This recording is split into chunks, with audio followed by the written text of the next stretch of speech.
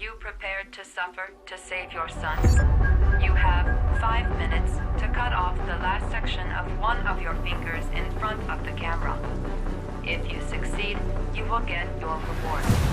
Mr. Mars, can you confirm that your son has disappeared? Do you think your son is still alive? Do they think it's the origami killer? But it is a possibility.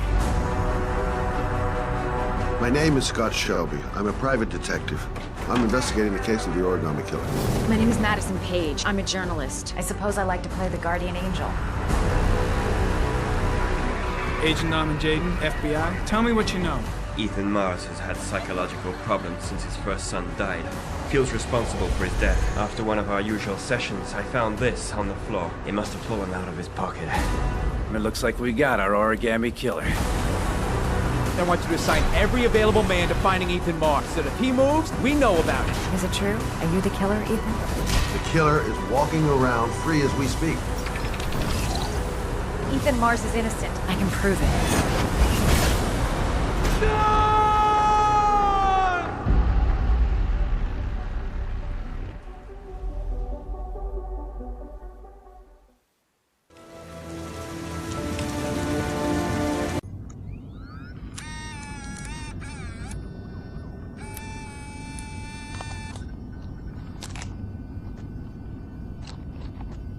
Go ahead, take a seat. Can you give me your name and your age, please? My name is Mary Smith. I'm 24. Have you ever taken any acting lessons, Mary? Not really. I couldn't afford it, but I watch a lot of films and I learn so much by watching them. Have you shot anything recently? I've had a few bit parts, little things here and there, nothing very serious for the moment. I'm always too tall, too short, wrong hair. There's always something wrong with me. Okay, have you learned your lines? Yes. Let's get started. Mark it, please. Casting Heavy Rain, actress Mary Smith, take one. And action. The first time I saw you, I knew you were the one. I thought these things only happened in the movies, you know? Pounding heart, the sweaty hands, and the shaky legs. I was coming out of the theater, and it started pouring heavy rain, so there I was, soaking wet. Teeth chattering, freezing cold, and then you came up to me. You looked at me straight in the eyes and you said, "Need an umbrella, miss?" You sent me flowers for weeks and you said you'd love me forever. 3 months later we were getting married. God, it sounds so stupid. It's such a corny romance. But real life never ends up being what you think it's going to be. You think it's going to be one big happy fairy tale. And then one day you wake up in an average little house, leading an average little life, and your real dreams are about paying the bills and maybe someday getting a bigger TV. And you realize that maybe that wasn't the life you were dreaming of. You realize maybe things could have been different. And maybe I actually could have lived with all of that, but then one day it all just stops. Starts with something small. A little lipstick on a collar, a few nights where you come home a bit late. At first I tell myself that I'm crazy, that you would never do such a thing.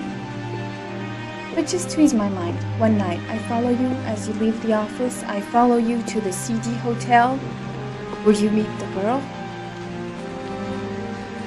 And then my whole world falls apart.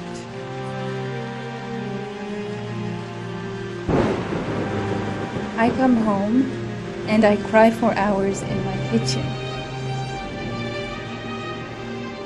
I get the gun from the drawer in the bedroom, and I tell myself that if this is all that life has to offer me, then I can do without.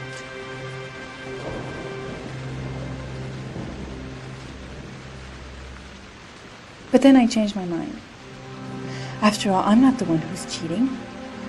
So, quietly, I wait for you to come home, sitting in my average little kitchen.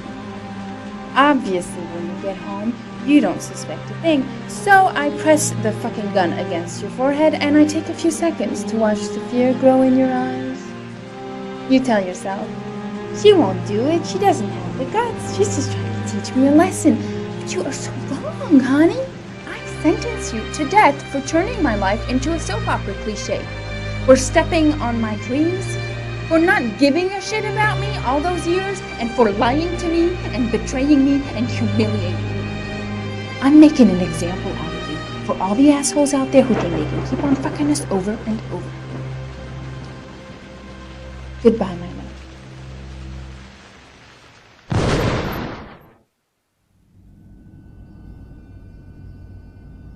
So, how was it? Very nice, very nice. You think I might stand a chance? Someone will get in touch with you and let you know. She wasn't too bad, huh? Doesn't matter, she's too tall for the part.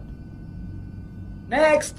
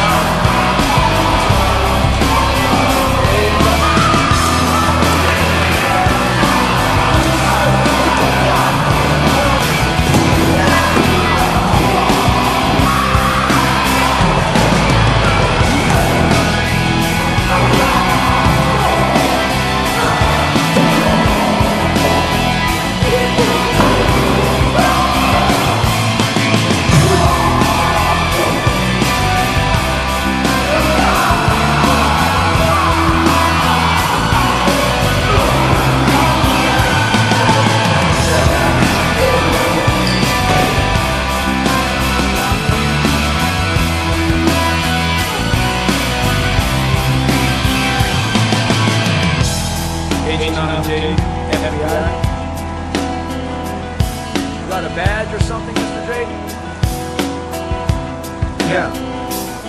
Yeah, of course.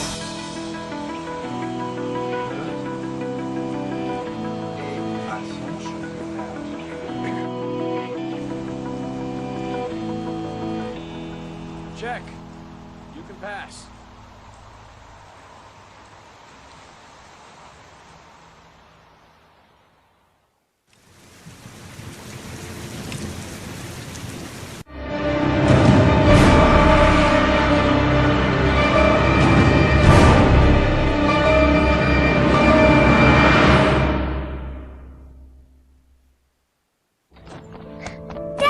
Hey, take it easy, you're gonna knock me over. So this is your big day, huh? Am I grown up now? 10 years old, that's not exactly grown up, but you're getting there. So, could you just give me a name for the camera?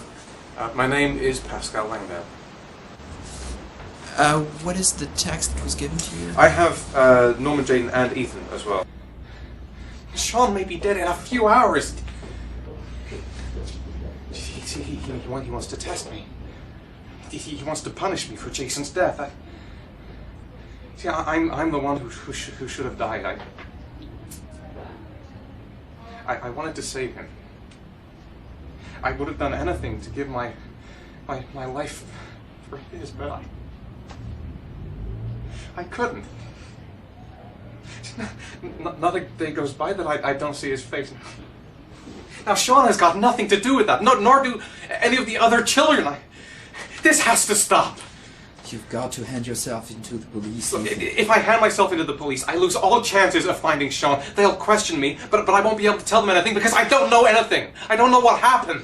Ethan, you may have killed those children. You don't know what you're capable of. You must hand yourself in. I have to save Sean at all costs. He may be a prisoner somewhere, and I'm the only one who knows where.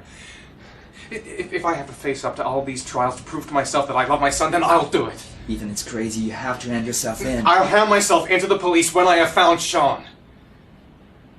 Now, don't... Promise me you won't inform on me until I have found my son. Recent report indicates that the police are now treating this as another kidnapping. Obviously, Hello there, time is running sweetheart. out fast for the What can I do investigators for trying you? to find the child. I'd like a I'm room. Michael Nettie for ICN. For you? Anything. That's for sure. I'm 25. I've been modelling for 5 years. I didn't mean to get into modelling at all. I was scouted on the street. I was shopping with my mum. The last time I saw him, he was watching a convoy of trucks going by. I was about 50 yards away. And he suddenly turned and looked at me. Locked on my eyes. And I didn't realise what was happening straight away. I heard cries from behind me. Everyone started running in slow motion. I just remained motionless, locked on his gaze. I hadn't noticed the detonator in his hand. Your vast experience hasn't prevented 8 victims from being murdered. Fucking asshole! Blake, if you've got a better plan, I'm willing to listen. Don't be shy. I'm all ears. Yeah, the Honor Kingdom. PFD. Can you tell me a bit about what you've done recently? The last thing I did a thing called Richard the Lionheart for the BBC. Corda confessed. You beat him all night to make him talk. He would have confessed to Kennedy's assassination if you asked him. Your confession is a heap of shit. Corder is not the origami killer. He's a sick child killer, but he has nothing to do with the disappearance of Sean Mars. We have lost time for nothing. And all this time it continues to rain. According to the weather forecast, we've got less than 12 hours before we reach 7 inches of rainfall. And we haven't the remotest idea where Sean Mars is. Excellent. I bought 10 minutes of your time, didn't I? All I ask is that you use that time to answer some questions. So, this is where you work? Disappointed? No, it's just very different from what I imagined. How do you become a private eye? Well, I was a cop for 20 years, and one fine day my wife decided to run off with You know, so you should see all the faces of the husbands when they first discover that I know that they have a mistress. It's like a little kid, their hand caught in a cookie jar. You know, I could have tripled my salary. You know, if I accepted everything they promised me, just to keep quiet.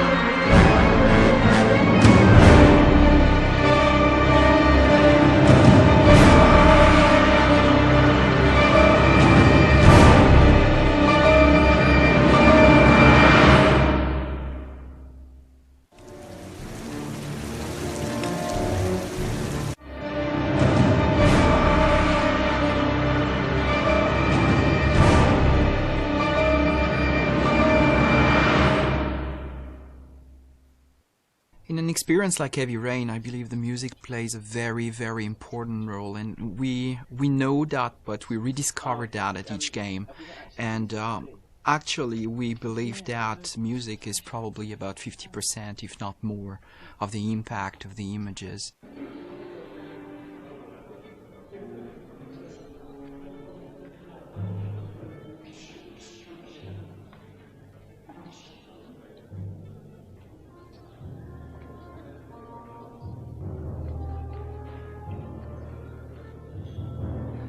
Biggest challenge with music in a title like Heavy Rain is the non-linear nature of the piece. So many actors told us that it was like the work of 3 to 4 movies, and regarding the music, it's exactly the same. It's as much work as 3 to 4 movies because of the non-linearity of the game. So at the same time you got big volumes to record, but at the same time you want to keep the same intention, the same intensity and the same emotion in every single track in the game. So that's what the focus has been so far, and I'm really pleased with the result. It was a bit, bit difficult at the beginning, but at the same time easy because I knew David before, so I know what he likes and what he doesn't like. So for me, it's a good start. When you already have, a relationship with a director, you save time.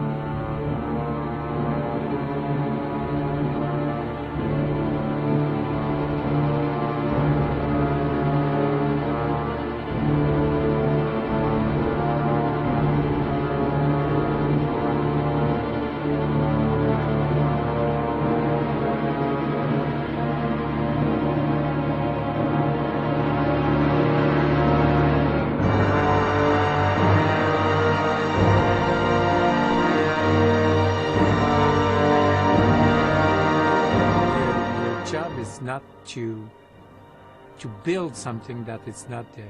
Everything is there, all the picture, all the details, all the faces, the emotion, the reaction of everybody. So you just have to work as a movie, to be there, just to maybe put a bit more focus about what you should expect on that scene or something like that. But I think in the music it's something, because for somebody sad it's something, for somebody else sad it's another thing. So it's very difficult that I would say, as Stravinsky said, that it's not really it's not you that you will express something by the music. It's the music itself that will express something. In a process like Heavy Rain, there are some milestone moments, and definitely being here at the Bay Road is one of them. So when I wrote the script, I certainly had notes and soundtracks in my mind, which most of the time is not what you listen to at the end, what you get, but it's definitely better what I hear here today. with a real orchestra, and I think that it makes a huge difference to have real musicians and a real orchestra and real composer behind this game.